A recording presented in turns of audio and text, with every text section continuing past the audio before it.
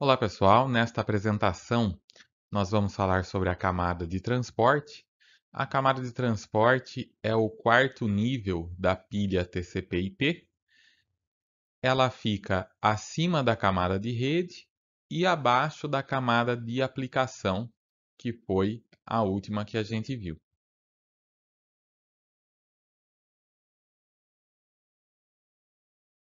Então, os nossos objetivos aqui no estudo da camada de transporte são entender os princípios por trás dos serviços da camada de transporte.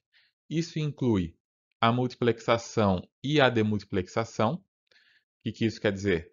Nós temos várias aplicações funcionando ao mesmo tempo no hospedeiro e elas conseguem se comunicar ao mesmo tempo, e é papel da camada de transporte, então, separar o que é de uma aplicação e o que é de outra. Quais são os dados que estão chegando para uma aplicação, quais dados estão chegando para uma outra aplicação. É também papel da camada de transporte fazer a transferência de dados confiável. Então vamos ver quais são os princípios por trás dessa transferência, né? Como que a camada de transporte faz para garantir que um pacote vai chegar para o seu destinatário, como que ela vai garantir que chegue em ordem, tá? Então esse tipo de coisa nós vamos ver também nesse capítulo. Vamos falar também do controle de fluxo, como que um emissor muito rápido não vai sobrecarregar um receptor mais lento, tá? Uma forma de controlar o envio de pacotes por parte do transmissor para que não sobrecarregue um receptor. E vamos falar também do controle de congestionamento, tá? Que é diferente do controle de fluxo, né? O controle de fluxo é entre os dois hospedeiros, né? Um mais rápido, um mais lento, eles têm que controlar isso. O controle de congestionamento é com relação à própria rede, né? A própria rede pode estar congestionada e aí o emissor não pode enviar mais pacotes do que o que a rede consegue transmitir. E ainda vamos aprender também sobre os protocolos da camada de transporte na internet, né? Tudo isso daqui são princípios gerais, né? Eles valem para o TCP/IP, claro, mas também valem para outros protocolos de rede, né? E vamos aprender especificamente sobre os protocolos da camada de transporte na internet, que são dois, né? O UDP, que é o transporte sem conexão e eh, sem muitos serviços, né? Sem muito a oferecer, além do que o IP já oferece. E temos o TCP, que é o transporte confiável orientado à conexão. E por fim, vamos ver o controle de congestionamento do TCP, que é uma grande parte do TCP, tá? Então, ao longo dos anos, aí o TCP ele é basicamente o mesmo que foi criado lá nos anos 80, é o que nós usamos até hoje. É um protocolo muito bem planejado que sobreviveu aí ao longo do tempo, né, sem grandes modificações. O que evoluiu ao longo dos anos foi o controle de condicionamento, tá? Então, ao longo dos anos foram sendo propostas, né, e ainda são propostas extensões aí para o modelo TCP, visando melhorar esse controle de congestionamento, que é um dos grandes desafios em redes de computadores, tá? Lidar com congestionamentos na rede da melhor maneira possível. Então, esses são os itens que nós vamos ver nessa apresentação. Vamos começar com serviços da camada de transporte. Depois vamos falar de multiplexação e demultiplexação. Vamos então ver especificamente o protocolo UDP, né, o transporte sem conexão através do protocolo UDP. Depois vamos falar um pouco de princípio de transferência de dados de maneira confiável. Isso eu vou falar de maneira geral, né, não específico de nenhum protocolo. Então, o que a gente vai ver aqui, na verdade, vai servir tanto para o TCP quanto para protocolos da camada de enlace, por exemplo, que também fazem transferem dados de maneira confiável. Então, aqui são só princípios gerais. E depois vamos partir especificamente para o TCP, o transporte orientado à conexão na internet, onde vamos ver as estruturas de segmento, transferência de dados confiável, o controle de fluxo, o gerenciamento de conexão. Tá? Então, são 4 itens importantes aqui no papel do TCP. Depois vamos ver os princípios de controle de condicionamento, novamente de maneira geral, né, sem ser específico de algum protocolo. E em seguida vamos ver como que é feito o controle de congestionamento do TCP, em suas versões mais clássicas. Então vamos falar sobre os serviços e protocolos que são oferecidos pela camada de transporte. Então, a camada de transporte ela fornece uma comunicação lógica entre processos de aplicação que estão executando em hospedeiros diferentes. Então, imagina que você tem um cliente web aqui, por exemplo, e aqui você tem um servidor web. A comunicação entre esses dois processos que estão em hospedeiros diferentes é feita através da camada de transporte. É ela que oferece o transporte lógico fim a fim para a aplicação. Ela esconde da aplicação toda a complexidade que vem, né, abaixo daqui da aplicação. Tá? Então, é ela que vai pegar as mensagens que chegam da camada de aplicação. Lembra que mensagem é o pacote na camada de aplicação. Então, ela recebe as mensagens da camada de aplicação e encapsula dentro de um segmento. Segmento, no jargão de rede, é o pacote da camada de transporte. E aí ela vai passar esse segmento para a camada de rede, que vai encapsular num datagrama e assim por diante. Então, os roteadores aqui no caminho, eles não lidam com camada de transporte, eles só lidam com datagramas. Eles não vão precisar ler as informações de cabeçalho de transporte. Tá? Então, é a camada de transporte que cuida do transporte lógico fim a fim entre essas aplicações. Do lado do destinatário vai acontecer o contrário, né? Ele vai remontar os segmentos, né? Ele vai chegar lá o segmento para a camada de transporte, ela vai abrir e ver de qual aplicação que vai ser aquela mensagem. Através dos cabeçalhos de transporte, ela consegue identificar qual que é a aplicação que deve receber aquela mensagem. E aí ela vai passar aquela mensagem para a camada de aplicação, para a aplicação correspondente. No caso específico da internet, nós temos mais de um protocolo de transporte disponível. No caso, nós temos o TCP e temos o UDP. E cabe aí ao desenvolvedor da aplicação escolher se ele vai preferir usar o TCP ou o UDP.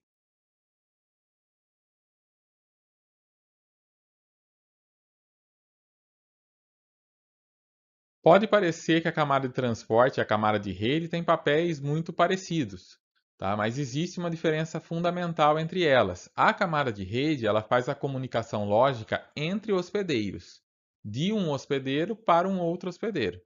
Tá? É lá que entra o endereço IP, por exemplo. Então, cada hospedeiro com o seu endereço IP e é assim que se endereça datagramas de um hospedeiro para outro.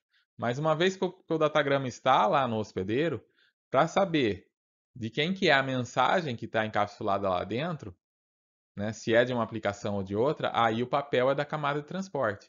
Então a camada de transporte ela faz a comunicação lógica entre processos. Tá? A de rede faz entre hospedeiros, que podem ter vários processos em execução. A de transporte é que faz entre processos. Ela sabe de qual processo é que é aquela mensagem que acabou de chegar. Então, a camada de transporte ela conta com os serviços da camada de rede e ela pode ampliar os serviços da camada de rede. Para entender melhor como isso funciona, nós podemos fazer uma analogia. Então, imagina que você tem duas casas com 12 crianças em cada uma. Tá? Então, uma delas é a casa da Ana e a outra é a casa do Bill. Essas crianças são primos, tá? As crianças aqui da primeira casa são primos das crianças da segunda casa, da casa do Bill. E elas ficam em lugares totalmente opostos, tá? A da Ana fica na costa leste e a do Bill fica na costa oeste, tá? Ou se fosse no Brasil, seria uma família mora no sul, a outra mora no norte. Ok, então essas crianças elas mandam cartas umas para as outras. Muitas cartas. Toda semana as crianças escrevem cartas para as crianças da outra casa. Escrevem, ah, cada criança vai escrever lá 12 cartas para as crianças uma para cada criança da outra casa. 144 cartas aí no total. É muita carta. Se eles tivessem e-mail, seria muito mais econômico, mas eles não têm, então eles ainda mandam cartas. A Ana vai fazer o papel de juntar as cartas aí dos irmãos dela e entregar no correio. Entregar no correio para ser enviados lá para casa do Bill. E o Bill faz a mesma coisa lá na casa dele. Junta as cartas de todas as crianças, né? Ele passa lá no quarto de cada criança e pega as cartas que tem para ser enviadas e ele faz o envio. Quando o correio chega trazendo as cartas da outra casa, a Anne e o Bill também vão fazer esse papel, né, de olhar lá no envelope para qual criança quer aquela carta e entregar então as cartas para cada uma das crianças da casa. Tá? Então, nesse caso, qual que é a analogia? Os hospedeiros são as casas. Tá? Então, cada casa é um hospedeiro. Os processos são as crianças. Cada uma das crianças é um processo. As mensagens de aplicação são as cartas que estão dentro do envelope. E o protocolo de transporte está sendo oferecido pela Ana e pelo Bill. Por quê? Porque são eles que fazem a multiplexação, né? São eles que pegam todas as cartas de todas as crianças e enviam pelo correio, e são eles também que fazem a demultiplexação, quer dizer, eles pegam lá o pacote de cartas, né, e vai distribuindo para as crianças. Tá? Então, eles fazem o papel do protocolo de transporte. E quem que cuida do protocolo de rede? Nesse caso é o serviço postal, é o correio. Tá? Então, uma vez que a Ana e o Bill foram no correio e despacharam lá as cartas, eles não precisam se preocupar com o caminho que essas cartas vão fazer.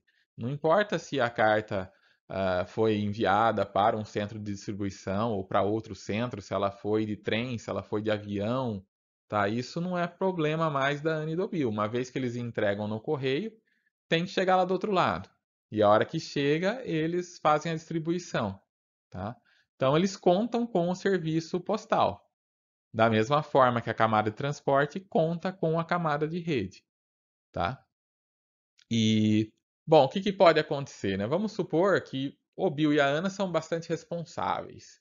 Eles enviam as cartas sempre, né? Eles não perdem hora, não deixam de enviar nenhuma semana. Toda semana eles fazem o papel deles, não perdem nenhuma carta, como eu já falei. Enfim, eles são crianças bastante responsáveis. Mas aí vamos supor que a Ana e o Bill tiram férias, viajam e deixam o serviço deles na mão de crianças mais novas, dos irmãozinhos mais novos que não são tão responsáveis assim. Então, de vez em quando eles perdem algumas cartas, deixam o cachorro comer uma carta, e aí isso faz com que o serviço prestado não seja assim tão bom.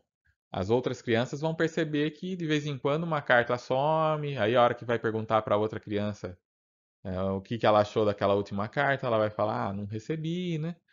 Então, que isso representa? Representa um serviço de transporte que não é tão bom quanto o outro.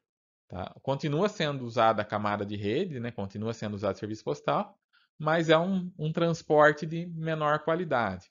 Então, assim, a Ana e o Bill, a Ana e o Bill fazem um serviço de mais confiável, seria algo similar ao TCP, enquanto que essas crianças mais novinhas fazem um serviço ali de melhor esforço, similar ao UDP, né? E trocar as crianças não muda nada na camada de rede, né? Para a camada de rede, para o correio, tanto faz. A carta chegou lá, eles vão fazer o mesmo serviço, né? Independente da criança. Se a criança conseguiu chegar com a carta lá, eles vão entregar. Se ela foi perdida no caminho, eles, lógico, não vão entregar. Então, também, né, isso é análogo à forma como o transporte funciona. Você pode ter diferentes camadas de transporte oferecendo mais ou menos serviços. Uh, Anne e Bill conseguem ampliar os serviços que o correio oferece? Tá? Então, o que, que o correio oferece, né? No caso de cartas, o correio oferece basicamente um serviço de melhor esforço, né? Porque eles não dão garantia nenhuma de que quando você posta uma carta no correio normal, simples, eles não garantem que eles vão entregar essa carta. Se a carta não chegar, você não tem muita coisa que você possa fazer a respeito, né? Eles não vão te reembolsar, eles não vão ter nenhuma garantia de que foi entregue, né? É um serviço bastante simples e similar ao que acontece com o próprio protocolo IP, que também não tem nenhuma garantia. Anne e Bill conseguem colocar alguma garantia a mais em cima do serviço que o correio oferece? Algumas coisas dá para fazer. Garantia de entrega dá para fazer? Bom, se a Ana e o Bill tirarem cópias das cartas antes de enviar e pedirem lá, né, a Ana manda as cartas, tira a cópia de tudo e pede para o Bill confirmar o recebimento daquele pacote, daquelas cartas. Então, nesse caso, né, apesar do correio não oferecer uma garantia, Anne e Bill estão entre si aí criando uma forma de garantia. Caso não chegue alguma carta, como eles tiraram uma cópia, eles enviam aquela carta novamente. Então, eles conseguem acrescentar algo, né, em cima do serviço de rede, do serviço postal, que o serviço postal não oferece, que é uma garantia de entrega. Eles podem garantir também que as cartas cheguem em ordem, né? Como fazer isso? Eles podem numerar as cartas. Então, se de repente o correio se atrapalhou lá, uma carta extraviou, depois apareceu, chegou fora de ordem, eles podem esperar, né? Quando chegou uma carta que não é o número esperado, ele fala: olha, chegou aqui a carta número 9, mas a 8 não chegou ainda. Então aí ele pode pedir: olha, Ana, manda de novo a carta 8 aqui para eu não entregar a carta 9 antes da 8 para outra criança, que senão ela não vai entender nada, né? De repente é uma história que está sendo contada ali, e se você pula um capítulo, você não entende. Então, é algo que você consegue acrescentar, uma certa confiabilidade você consegue. Mas nem tudo você consegue acrescentar. Então, se por exemplo, o serviço postal não garante um prazo de entrega, né, ele fala: se você postar a carta aqui no norte, ela vai chegar lá no sul em 7 a 15 dias.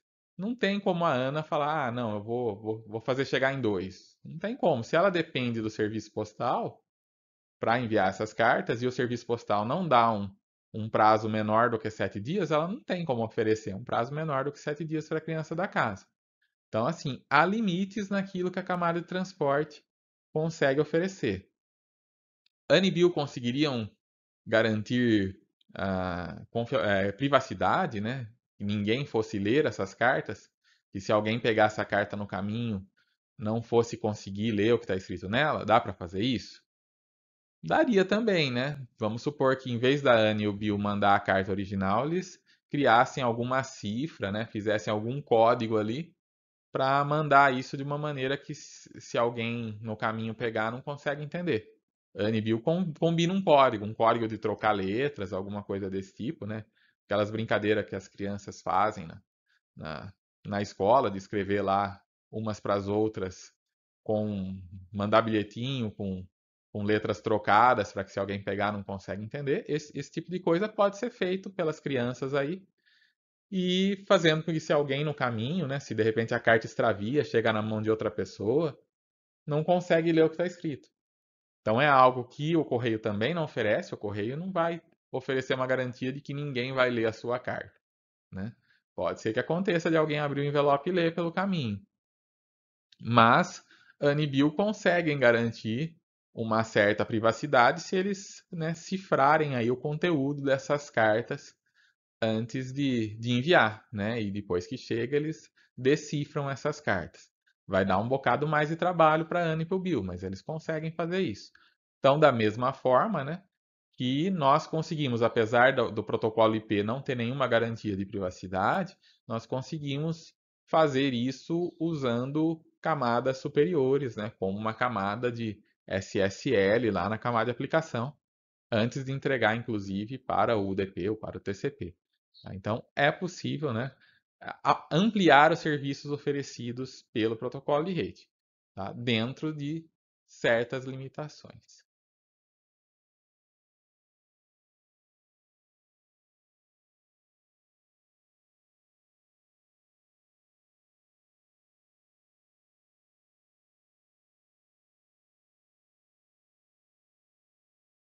Vamos falar agora dos protocolos da camada de transporte da internet. Então, como a gente já viu, temos o TCP e o UDP.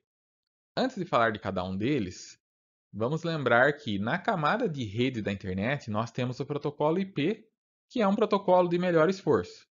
Então, ele vai fazer o possível para entregar o datagrama que foi passado para ele no destino, mas ele não dá nenhuma garantia com relação a congestionamento, fluxo, se vai chegar realmente, confirmação, se vai chegar em ordem, nada disso ele garante, tá? Então, quem precisa fazer isso, quem precisa fazer a entrega confiável e em ordem é o TCP. É ele que cuida de de entregar os pacotes com confiabilidade, né, com a certeza de que o pacote vai chegar. Se uma aplicação precisa entregar uma mensagem e ela quer ter certeza que vai chegar, que não vai se perder no caminho, ela usa o TCP, porque o TCP, se for preciso, ele retransmite, ele confirma o recebimento. Então, ele cuida da entrega confiável. Ele também cuida de controle de congestionamento, ele cuida de controle de fluxo e ele cuida da configuração da conexão, porque ele é orientado a conexões, como a gente já viu, né? Então, antes de passar qualquer dado, ele precisa estabelecer a conexão e no final ele precisa encerrar a conexão. Então, esse tipo de coisa é feito pelo TCP. Controle de congestionamento é o que garante que se uma aplicação está enviando muitos dados, ele não vai afogar lá o enlace com uma quantidade de dados que ele não consegue lidar. E aí ele mesmo se prejudicaria e prejudicaria todas as outras aplicações usando o mesmo enlace. Então, o controle de congestionamento é uma forma que ele tem para tentar enviar o mais rápido possível, né, os pacotes, né, mandar com a maior largura de banda possível, mas sem começar a perder pacotes, porque se ele vai além do limite que o enlace suporta, ele começa a ter perda de pacotes e aí é pior para ele e pior para todo mundo. Então, o controle de congestionamento é o que garante isso, garante uma taxa que seja a ideal para o nível de congestionamento que aqueles enlaces no caminho possuem. O controle de fluxo, como eu já falei, é o que impede que um emissor muito rápido sobrecarregue um receptor mais lento, porque o emissor está lá enviando uma série de pacotes que vão chegar no destino e o destino precisa, né, abrir esses pacotes, ver para qual aplicação que é e ir entregando. Se ele for mais lento, ele pode, né, encher esse buffer e ele começar a perder também. Então, o controle de fluxo é uma forma do receptor avisar para o emissor, ó, vai devagar aí que, né, eu não estou conseguindo dar conta. Então, o TCP cuida disso também. Então, você pode imaginar que se o IP não oferece nada disso e o TCP oferece, o TCP é bastante complexo. É por isso que a gente vai ver ele depois. A gente vai ver o UDP primeiro, vai ver o TCP depois. E antes de ver o TCP, nós vamos ver princípios de controle de condicionamento, princípios de entrega confiável, justamente porque o TCP é bastante complexo, porque ele oferece, né, bastante coisa além, né, do que o IP oferece. Já o UDP, ele não oferece nada disso. Ele não tem controle de condicionamento, nem de fluxo, ele não usa conexões e ele faz a entrega de maneira não confiável e desordenada. Tá? Você envia pacotes via UDP, pode ser que eles cheguem fora de ordem ou pode ser que eles nem cheguem. Então, o UDP é basicamente uma extensão sem luxo do melhor esforço do IP. Ele pega o IP e basicamente ele acrescenta a multiplexação, a possibilidade de você ter vários aplicativos num hospedeiro usando o UDP ao mesmo tempo, cada um com o seu número de porta específico, por exemplo. Tá? Então, o UDP ele faz a multiplexação e demultiplexação, mas é basicamente isso. O resto dos serviços que ele oferece são os serviços que o IP já oferece. Então, ele fica só ali fazendo o intermediário entre a aplicação e o IP, sem oferecer muita coisa a mais, tá? Exceto aí pela multiplexação. E por isso que o UDP a gente vai ver primeiro, né? Porque ele é mais simples, mais fácil de entender. Nenhum dos dois, nem o TCP nem o UDP, oferece garantia de atraso e garantia de largura de banda. Tá? Então a internet, né, o protocolo IP não foi feito pensando nisso, né? Não foi pensado para ter garantia de atraso, garantia de largura de banda. Então, assim, os protocolos da camada de aplicação que precisam de alguma garantia, como os de VoIP, os de vídeo, né, os de vídeo online, as videoconferência, os que precisam disso, eles precisam, né, tem um grande esforço lá na camada de aplicação para tentar contornar essas limitações. Porque a internet por si só, o protocolo IP por si só, ele não garante atraso, ele não garante largura de banda, ele não oferece esse tipo de garantia. Ele não foi projetado para isso.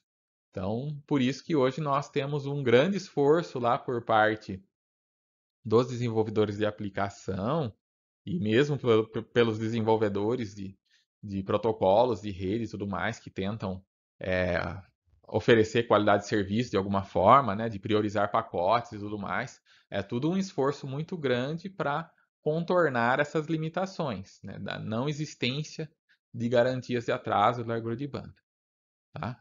Então, isso quer dizer então que não dá para usar esse tipo de aplicação na internet?